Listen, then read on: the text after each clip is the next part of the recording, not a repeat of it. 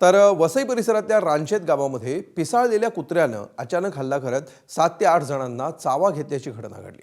या घटनेमुळे परिसरामध्ये भीतीचं वातावरण निर्माण झालं। गुड फ्रायडेच्या दिवशी ख्रिस्ती बांधव प्रार्थना आटपून दयामाता चर्चमधून बाहेर पडत होते। यावेळी एका मुलीवर पिसाळलेल्या कुत्र्यानं हल्ला केला आणि तिचा चावा घेतला।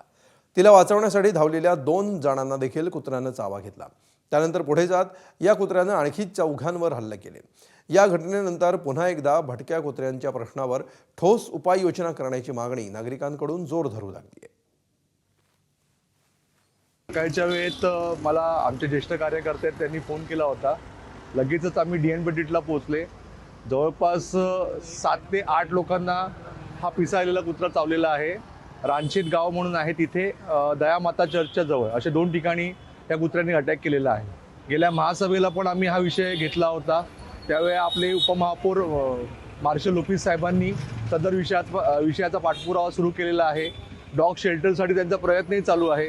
तर कुठेतरी महानगरपालिकेने श्वानांसाठी उपाययोजना राबवाव्यात हीच विनंती महानगरपालिकेला आहे।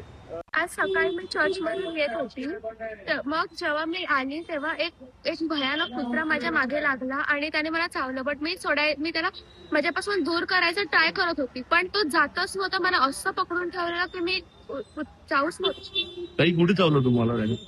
पायावर। आज शुभ शुक्रवार, सर्व भाविक चर्चमध्ये 2-2.5 तास यात्रा करून आलेले आणि शांतपणे बाहेर पडत होते। इतक्यात अचानक लोकांचा खूप आवाज ऐकू आला। बघितला तर एक कुत्रा लहान मुलीवर हल्ला करून तिला चावत होता।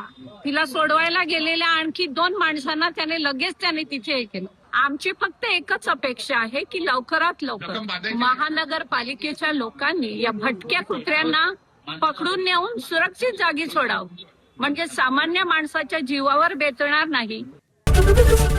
एबीपी माझा, उघडा डोळे बघा नीट।